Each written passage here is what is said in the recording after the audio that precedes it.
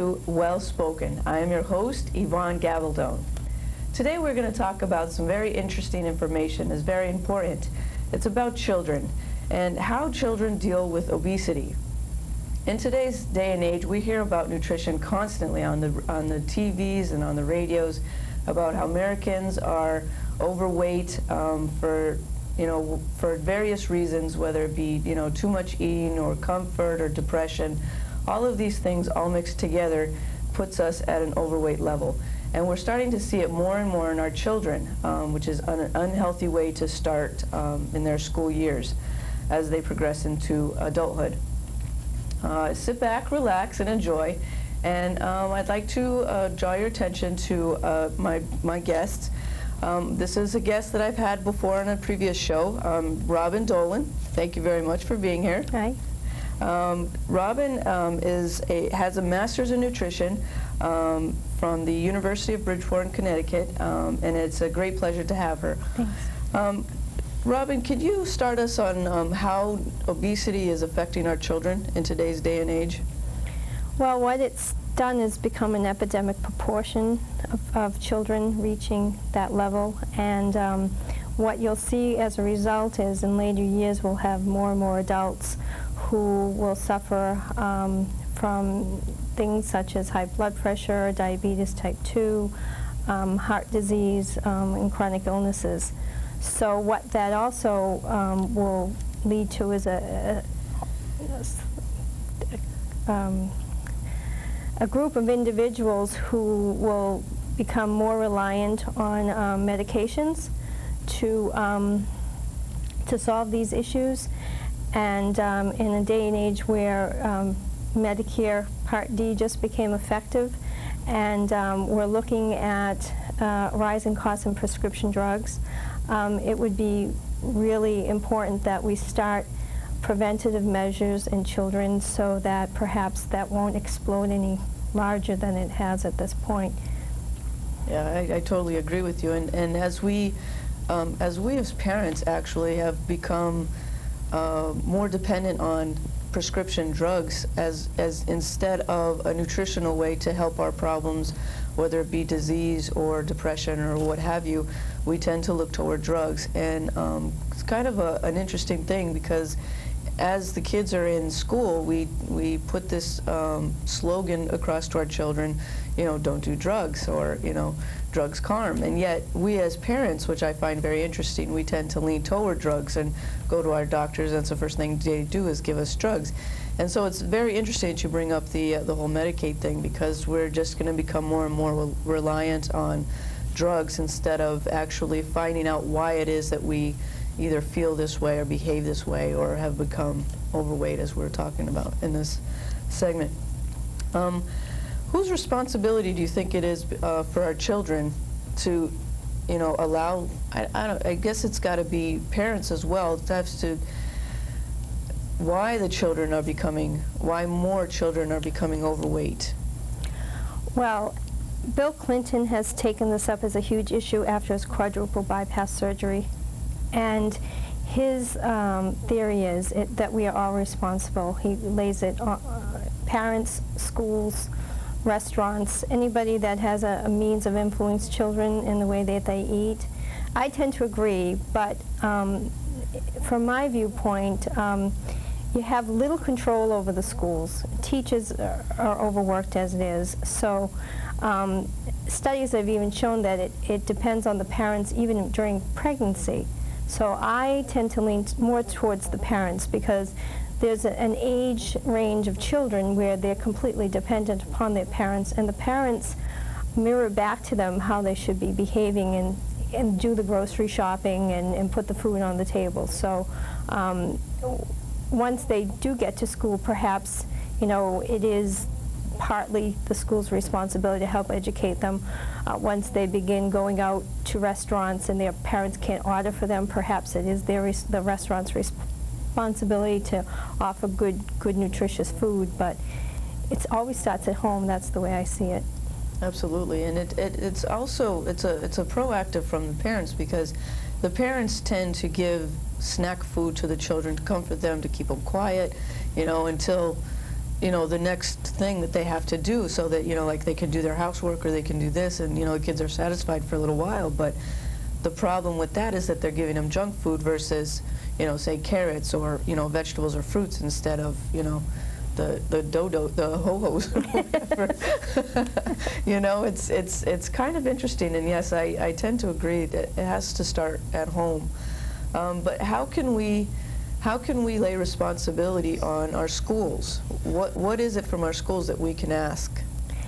Well, I believe what they're asking schools to do, which is kind of hard. A good, for instance, would be Harvard School of Public Health just instituted Planet Health, which is a curriculum that you can, parents can ask the schools to be brought into the schools, and it helps in a more of a less of a policing fashion to you know, educate them on good eating and exercise, and kind of in a child-friendly manner.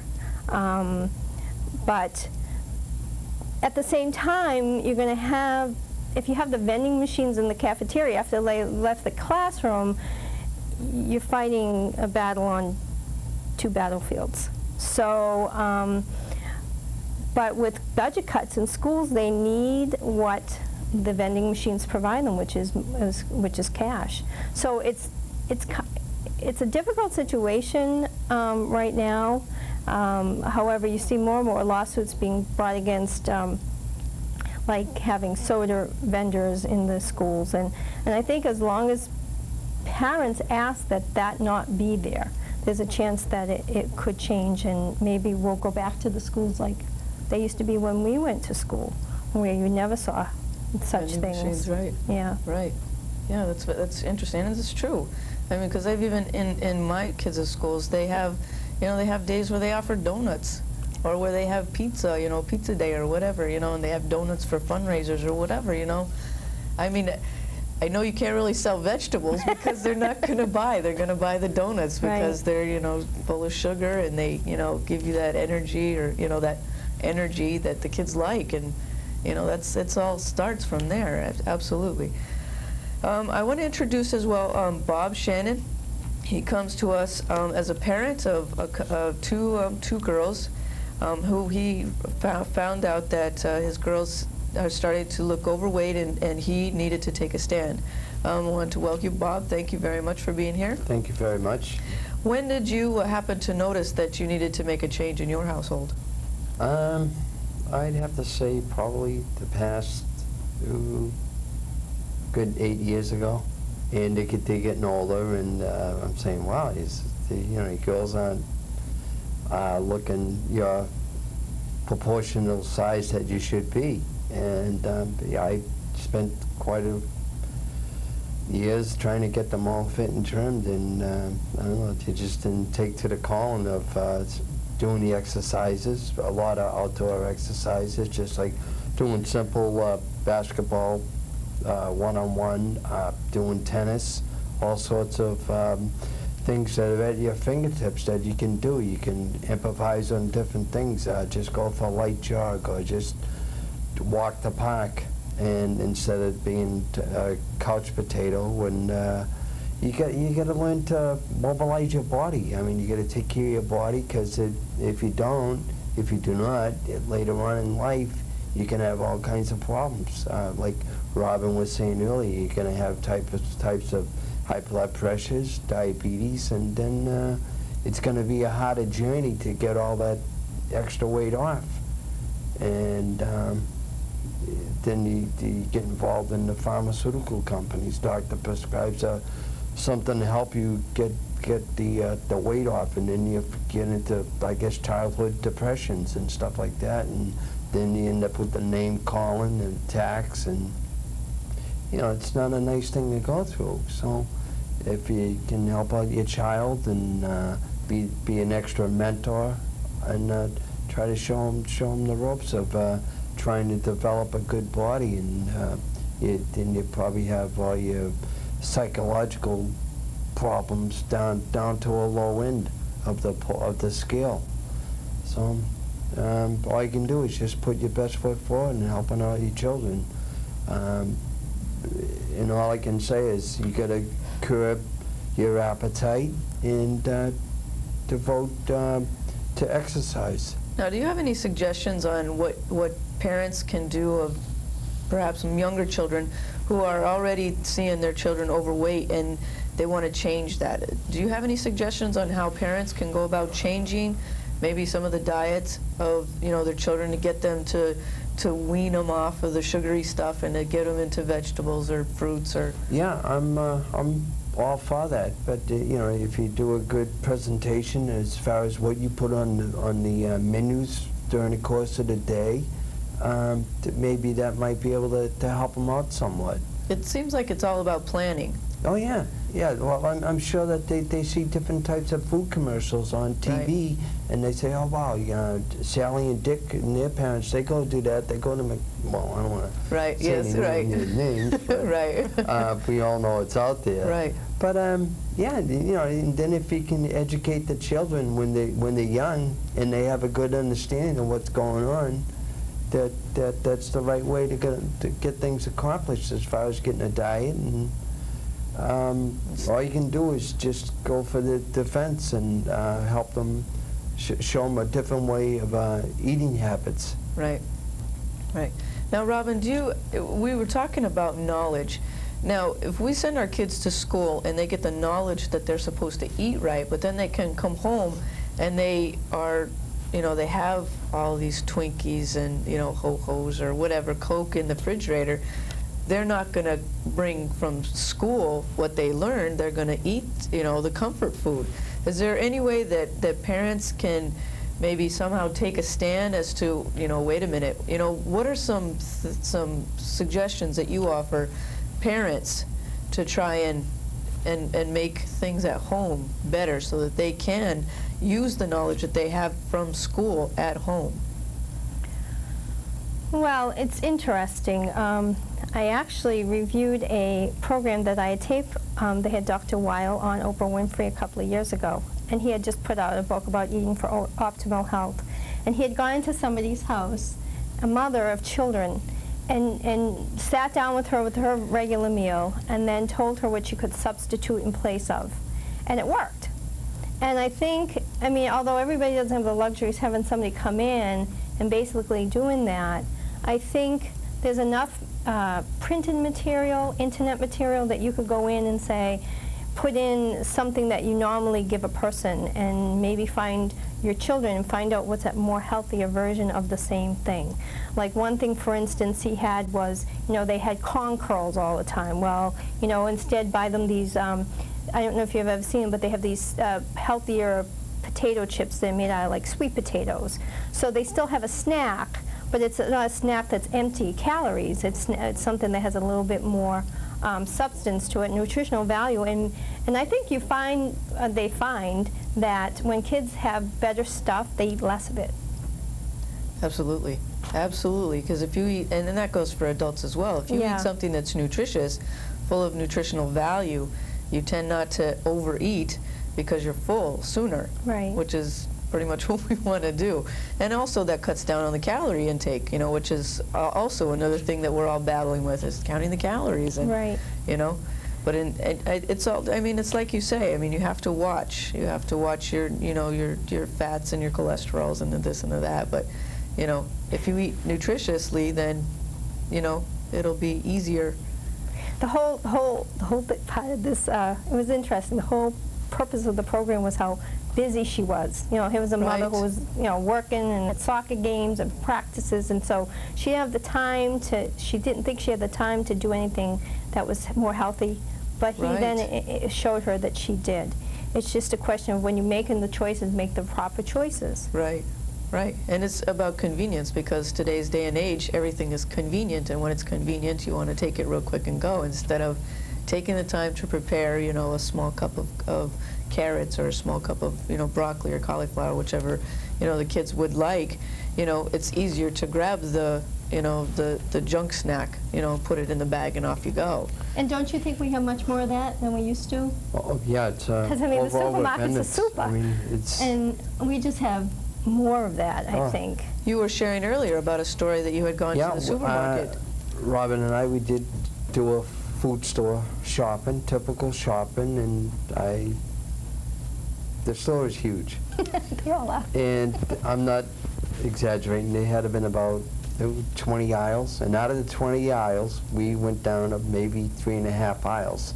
The rest of the food store had nothing but Processed. not human-friendly food, because it was all hydrogenated plus. I mean, and it just, I don't know, to get all these processed foods into you, like I was saying earlier, that the liver has to identify what it has to filter out.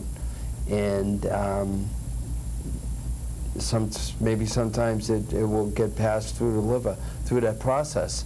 And that may be a side effect of the fats that develop in our body end up staying in our body. Right. There was, maybe last week or so, I saw a show on how fat in our bodies, and they say as you get older, that fat gets bigger and bigger and bigger, and they're showing a big cluster in your human body.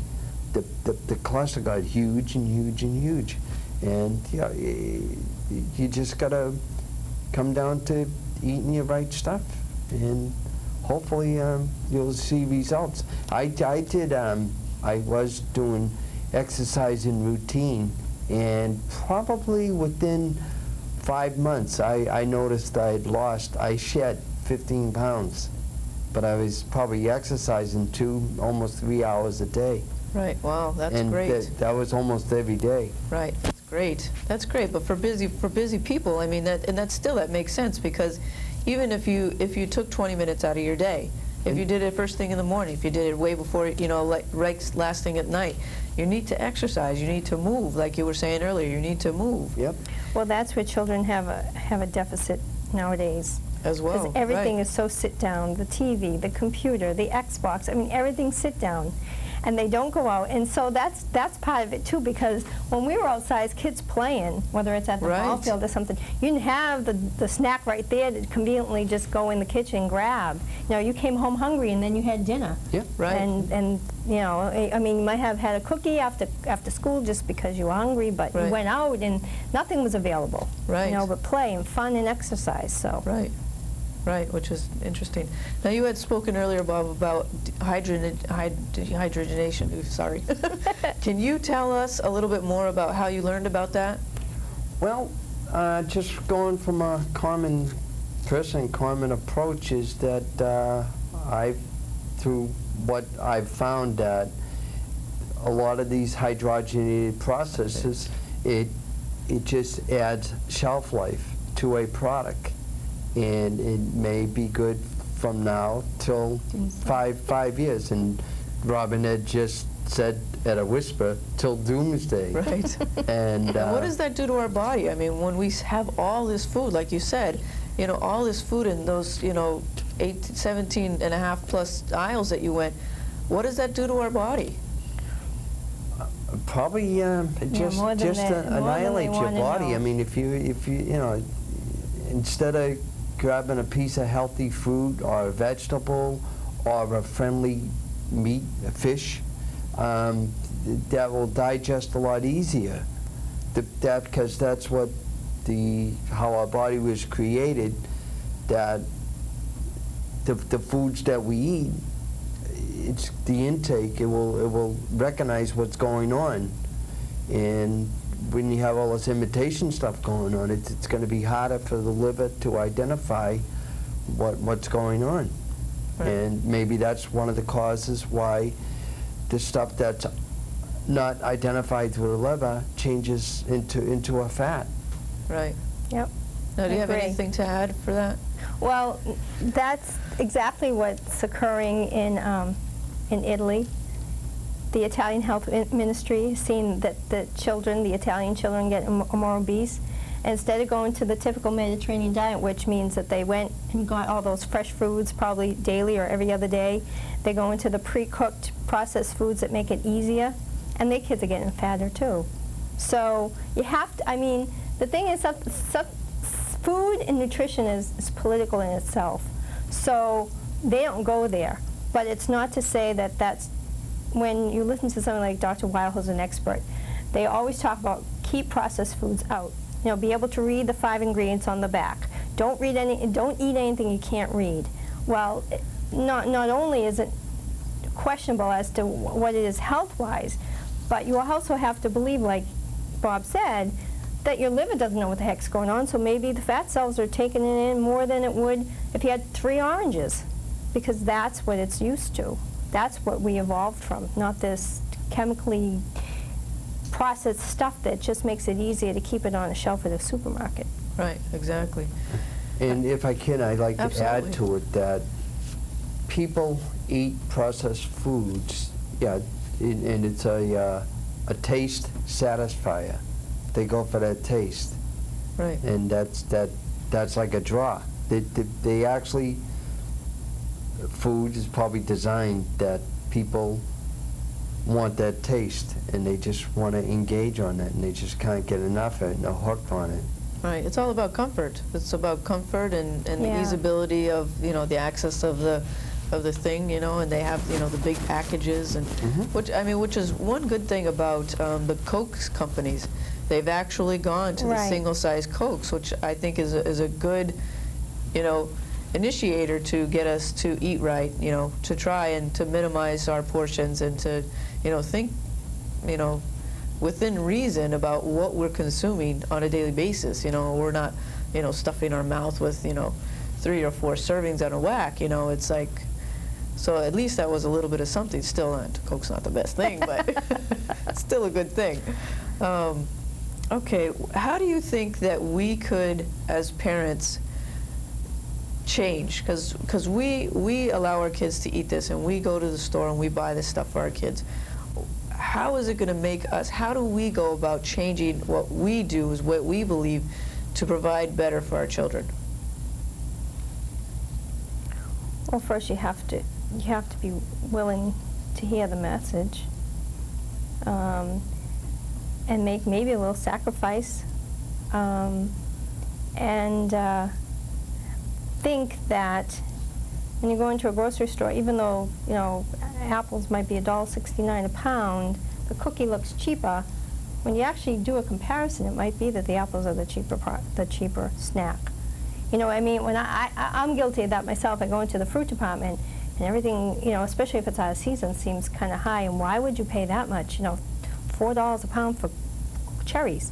But cherries are so good for you. And then you go and you're in the cookie aisle, and you don't know what you're paying per pound for a cookie, but it seems more reasonable for some reason. Right. So I think it just takes a lot of effort. It's effort. And, you know, we're so pressed for time. Effort kind of gets put to the wayside, but that's really what it takes.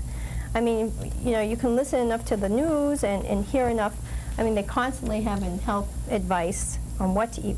But then that can get confusing too. Right. I think basically what you have to do is go back to the way we used to eat, or think about, you know, prior to the 1970s, when obesity went rampant after the 1970s, what you ate or how your mother shopped, or, you know, I mean, that's, I think, the groundwork, is to kind of reflect back. History can teach us. Right. We're in a different age, and it's kind of sad. I mean, yeah, maybe our super Stop and Shops look fantastic to us, but they scare me. I'd rather go into a little grocery store that you know, kind of mom and pop kind of thing, and so we don't walk into, there's actually a very inexpensive grocery store, but I have to laugh because you walk in the door and the first 5 aisles are all baked goods. Right. Right. All baked Right goods. when you come in. Oh my Exactly. God. So, you know, is that necessary? I mean, it's attractive, but is it necessary? Right. Exactly. So they're not helping us either. No. So we have to, so it seems to me like we have to look at the food stores. They're responsible for the display of food and how they display it. It all takes, you know, it all takes, like when you, just like you said, when you walk in the door, first thing you see are goodies. You know, you don't see the fruit. You have to go beyond the goodies to go to, you know, to the dairy, and, you know, even the milk is there at the end of the aisle, and, you know, all your cheeses and your meats are at the back of the store, and, you know, all your vegetables are on the far side of the other store. So it's just like you said, it's more of a, you have to You have to be willing. You have to be willing to put out the effort, and unfortunately that takes time, which is stuff that we don't have. But somehow you need to make it an effort, especially for your kids, because your kids are going to remember, and they're going to pass that on to their kids, and you don't want that for their kids, your grandchildren or your great-grandchildren. You want, you know, them to be as healthy as possible, and not have to deal with, you know, lots of diseases like the ADD, you know, thing with kids nowadays. You know, and when moms send their kids off to school after eating, you know, a Pop-Tart or, you know, a Coke in the morning, and, you know, and have the teachers deal with their, you know, high energy levels, and then once they crash, they go to lunch and they have another Coke and they have, you know, more snack stuff, you know, because they don't want to eat the nutritious stuff that the school, you know, provides.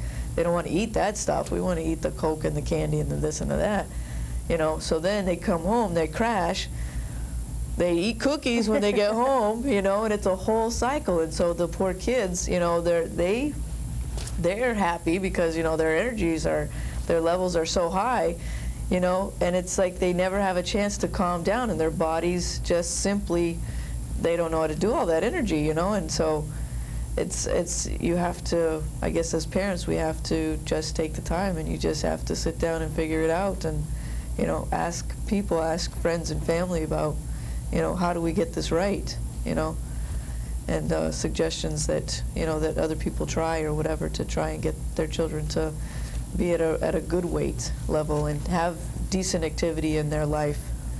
Yeah, because, well, it's hard. It's hard. We don't want to displease our children, but Well, yet we know the consequences. We understand the consequences. I mean, usually, like, somebody has to, nowadays, somebody either has to be really bad with diabetes, so now they're close to insulin shots, or they've had that heart attack, and then you see them. They're exercising, they're watching their diet, but you don't want your kids to have to be proven that something bad can happen, and then you then you're reactive. Reactive, exactly. I have to interrupt. I have a very important question, and being a parent and watching what goes on, and with all this happening, and it's up front every day, how come the field of pediatricians, they don't nail it? How, are they letting it go by the wayside? Does anybody know? Can I answer that? Absolutely. I was going to say. Only because in August there was a little article in the Globe. It said that they had done a study of pediatricians in the state of North Carolina, and they were actually terrified to talk about obesity because it's so difficult to treat. They would rather treat any other illness but treat obesity in their patients, and they just tend to not want to go there. So are you saying that in an imaginary way that they're ignoring it? Right. Well, I would think if the parent didn't address it and take the responsibility to say that it's a concern to them, it very well might be that the topic just doesn't come up in a routine exam. Yeah, because they just, you know, it's frustrating to them. Well, anyways, in a whole, eventually the society is getting overwhelmingly obese. I mean, from childhood into adulthood.